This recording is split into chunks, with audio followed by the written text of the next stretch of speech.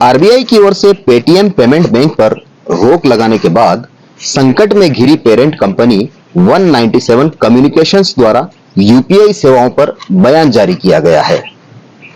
Company ने कहा है कि उसकी यूपीआई सेवा सामान्य रूप से काम करती रहेगी, क्योंकि कंपनी इसे जारी रखने के लिए अन्य बैंकों के साथ काम कर रही है। फिलहाल पेटीएम यूपीआई सेवाएं पेटीएम पेमेंट्स बैंक के तहत आती हैं, जिसे हाल ही में भारतीय रिजर्व बैंक ने 29 फरवरी के बाद ग्राहकों से पैसे लेने से रोक दिया था, बैन कर दिया था। पेटीएम के प्रवक्ता ने कहा कि पेटीएम पर यूपीआई सामान्य रूप से काम करता रहेगा। हम बिना किसी बाधा के सेवा की निरंतरता सुनिश्चित करने के लिए अन्य बैंकों के साथ काम कर रहे हैं। उपयोगकर्ताओं को अलग से कुछ भी करने की जरूरत नहीं है।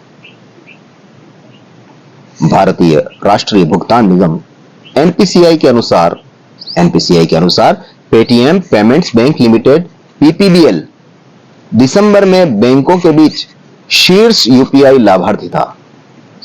ग्राहकों ने दिसंबर में पेटीएम पेमेंट बैंक ऐप पर 16,569.49 करोड़ रुपए के 144.25 करोड़ लेन देन किए। पेटीएम का Bharat bill payment operating unit BBPOU कारोबार भी पीपीबीएल के तहत आता है। यह सेवा बिजली, पानी, स्कूल और विश्वविद्यालय शुल्क जैसे बिल भुगतान की सुविधा देती है। आरबीआई के कदम का बीबीपीओयू के जरिए बिल भुगतान पर असर के बारे में पूछे जाने पर पेटीएम के प्रवक्ता ने कहा कि कृपया जान लीजिए कि पेटीएम उपयोगकर्ता हमेशा की तरह सभी बिल भुगतान और रिचार्ज के लिए ऐप का उपयोग जारी रख सकते हैं। पेटीएम आपकी सुविधा के लिए कई तरह के भुगतान विकल्प जारी रखेगा। पिछले दिनों पेटीएम के शेयरों में काफी रिकवरी आई। पिछले 3 कारोबारी सप्ताहों में 42% फिसलने के बाद पेटीएम के शेयरों में रिकवरी देखी गई। पेरेंट कंपनी 197 कम्युनिकेशंस का शेयर आज के कारोबारी क्षेत्र में बढ़ा है। इसी के साथ बता दें, पेटीएम पहले ही मनी लॉन्ड्रिंग के आरोपों को खारिज कर चुका है। साथ ही कंपनी की ओर से कहा गया था कि न ही कंपनी और न ही संस्थापक विजय शेखर शर्मा को मनी लॉन्ड्रिंग किसी जांच के लिए ईडी का समन मिला है। हालांकि यह भी स्पष्ट किया है कि उसके प्लेटफॉर्म पर मौजूद कुछ मर्चेंट्स जांच के दायरे में जरूर हैं। कंपनी इसमें पूरा सहयोग करेगी। कौन है विजय शेखर शर्मा?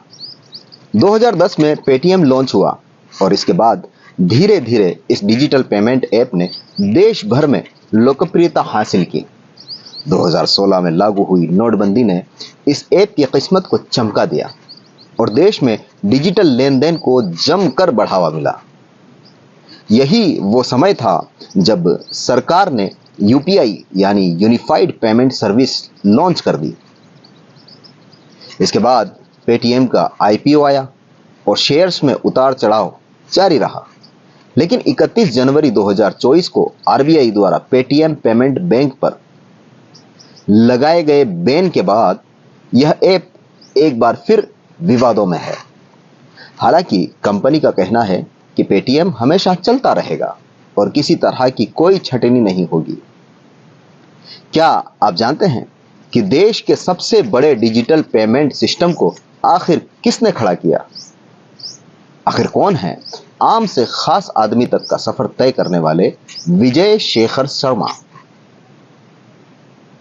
आज हम आपको बताएंगे कैसे हुई पेटीएम की शुरुआत और कैसे यूपी के अलीगढ़ का एक आम सा लड़का बन गया देश की सबसे बड़ी डिजिटल पेमेंट कंपनी का मालिक। विजय शेखर शर्मा उत्तर प्रदेश के अलीगढ़ में जन्मे और यहां इनके पिता एक स्कूल में टीचर थे। विजय शेखर शर्मा एक ऐसा उदाहरण है जो यह दिखाता है कि मजबूत इरादे और जिद के साथ कैसे कामयाबी के शिखर तक पहुंचा जा सकता है। उनकी जो पढ़ाई थी वो हिंदी मीडियम स्कूल में हुई कमजोर अंग्रेजी उनकी राह में बाधा बन रही थी, लेकिन फिर भी वो अपनी लगन और मेहनत से प्रतिष्ठित दिल्ली टेक्नोलॉजी यूनिवर्सिटी डीटीयू में दाखिला लेने में कामयाब रहे। वे हमेशा से नई टेक्नोलॉजीज के बारे में जानना चाहते थे। कहा जाता है कि हिंदी मीडियम स्कूल में शुरुआती पढ़ाई के चलते उनकी अंग्रेजी बहुत अच्छी नहीं थी। इसके चलते वे फेल भी हुए, लेकिन अंग्रेजी को उन्होंने कमजोरी नहीं बनने दिया।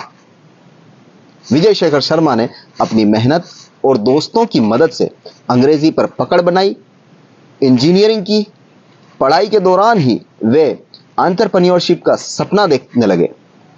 उन्होंने प्रतिष्ठित स्टैनफोर्ड यूनिवर्सिटी में भी पढ़ाई करने का सपना देखा था, लेकिन पैसे की तंगी के चलते ऐसा नहीं हो सका।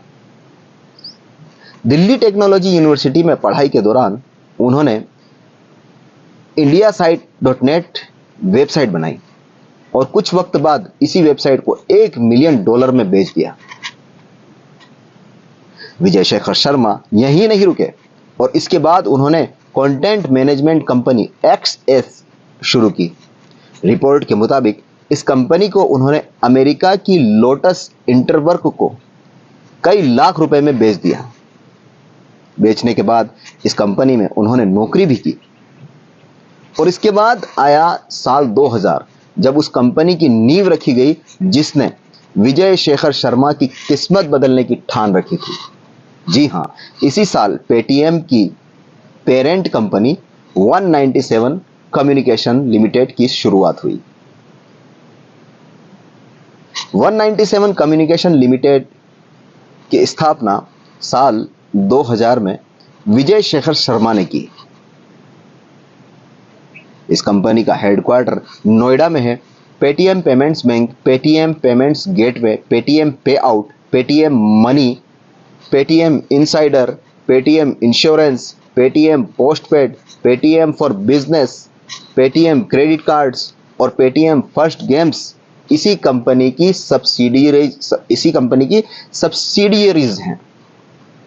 शुरुआत में 197 कम्युनिकेशन लिमिटेड एक ऐसा प्लेटफॉर्म था जिस पर jokes, exam result, cricket match score और रिंगटोन दिखाई जाते थे। लेकिन साल 2010 में 197 कम्युनिकेशन के तहत विजय शेखर शर्मा ने digital payment platform Paytm launch कर दिया। पेटीएम लॉन्च होने के बाद भारत में मोबाइल पर डिजिटल लेन देन की एक तरह से शुरुआत हो गई। लेकिन 2016 में नोटबंदी के बाद यह ऐप बूम कर गया और कैशलेस इकोनॉमी की मांग से इस मोबाइल बेस्ड सर्विस प्रोवाइडर को जमकर मुनाफा हुआ।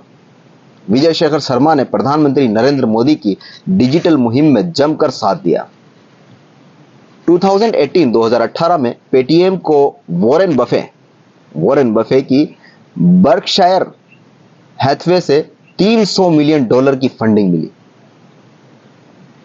इसके बाद 500 मिलियन भारतीय ग्राहकों तक बैंकिंग और फाइनेंशियल सर्विसेज को पहचानने और कंपनी के ऑपरेशन को एक्सपेंड करने के इरादे से विजय शेखर शर्मा ने 2019 में पेटीएम पेमेंट्स बैंक की शुरुआत की।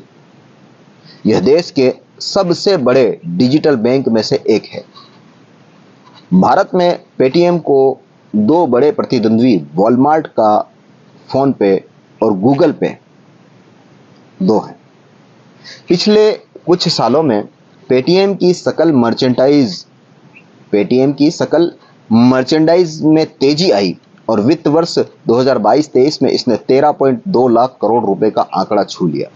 2022 में विजय शेखर शर्मा को फोर्ब्स 2022 की लिस्ट में शामिल किया गया।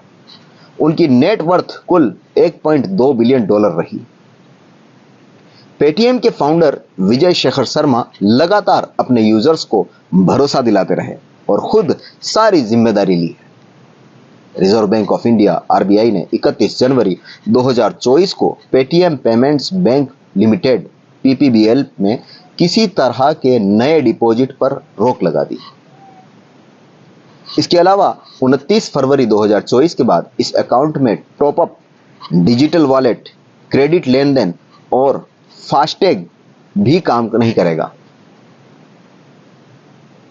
आरबीआई ने इस बैन के लिए बैंकिंग रेगुलेशन एक्ट 1949 के सेक्शन 35A के तहत बैंक में लगातार गैर अनुपालन का हवाला दिया।